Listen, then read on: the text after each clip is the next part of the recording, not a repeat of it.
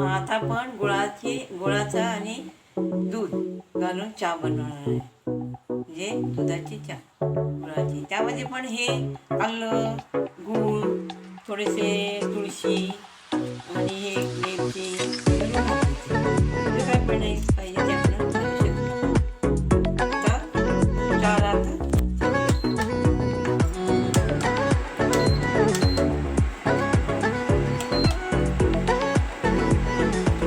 चांगली उकळी आल्या की नंतर मग हे जिन्नस सगळे घालायचे. सर्व वस्तू आहेत ना, हे सगळं जेव्हा या पाण्याला उकळी येणार ना त्यावेळेला ते घालायचे.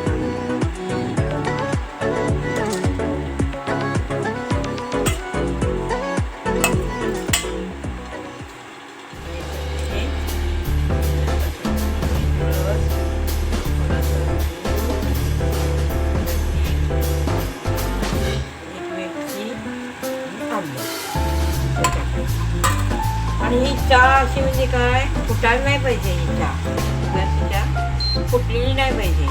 त्यासाठी आपण काय करायचं, चांगलं उकळून झालं की नाही शेवटला आपण त्यामध्ये दूध घालायचं म्हणजे चहा फुटत नाही. नाहीतर चहा फुटण्याची शक्यता असते. त्यासाठी जरा लक्ष द्यायचं, आपण ध्यान द्यायचं, लक्ष द्यायचं.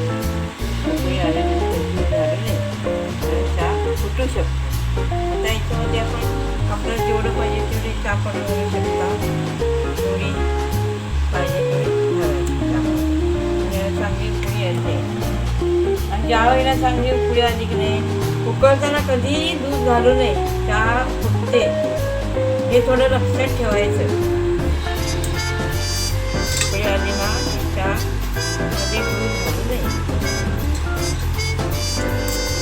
चांगली उकळी आणि हा चहा खूप चांगला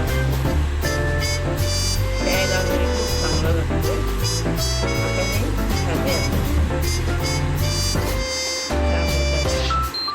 ह्याच्यामध्ये आपण आता थोडंसं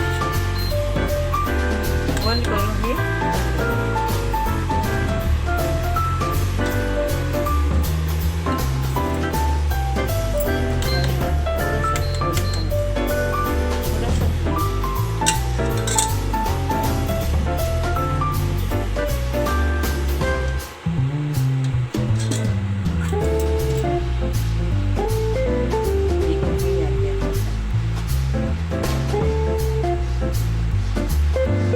चहाला चांगली उकळी आल्या आपण पिऊ शकता.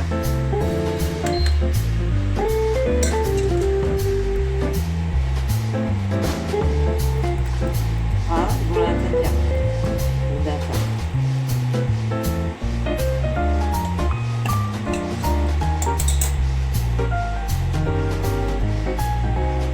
हा चहा आपण पिऊ शकतो. आपला बिस्किट पाहिजे, चिवडा पाहिजे, काय पण घेऊन पिऊ शकतो. Bye bye. लाईक करा, शेअर करा आणि सबस्क्राईब करा.